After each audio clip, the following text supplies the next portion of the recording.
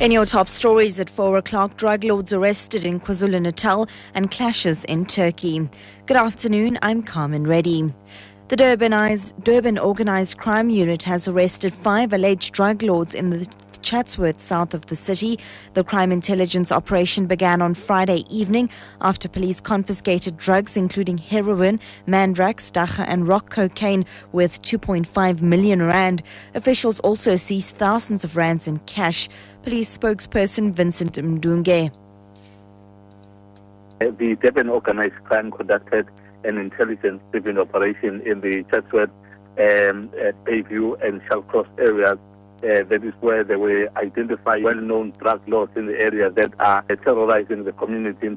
To a larger extent, the operation was very successful. It led to the arrest of 5 drug lords and a huge amount of drugs, which include heroin, mandrax and dacha, were seized. And a huge lump sum of money was also seized from one of the drug lords who could not account.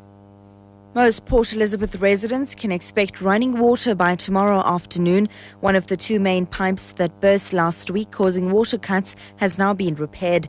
Acting Director of Infrastructure and Engineering in the Metro, Barry Martin, says water has already reached the Seaview area and they expect reservoirs to be full by tomorrow. Engineers are working on the other pipe.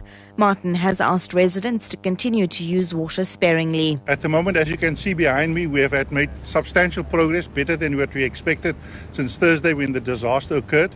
The position we're finding ourselves now is what we were hoping to only be in, say, on Monday evening. The contractor and the welding company has worked quite rapidly, and just to say at this point in time that the pipeline is being charged at the moment.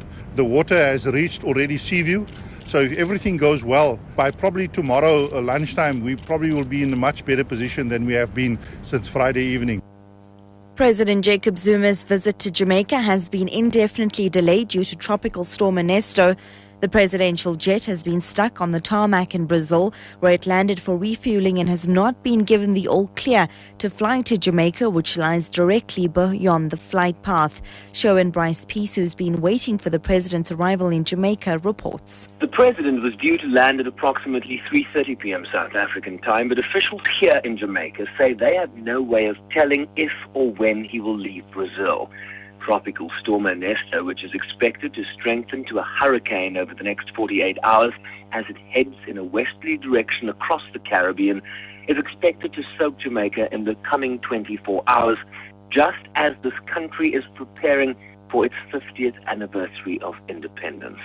President Zuma was due to inspect a full military guard of honor on his arrival at the airport here, all of which is now on standby as uncertainty engulfs this visit. Shervin Brycebees, SABC News, Kingston, Jamaica. Authorities in southeastern Turkey say 19 people have been killed in a clash between the army and Kurdish rebels. The local governor says PKK rebels attacked a military outpost with rockets and guns. 11 of the attackers were killed.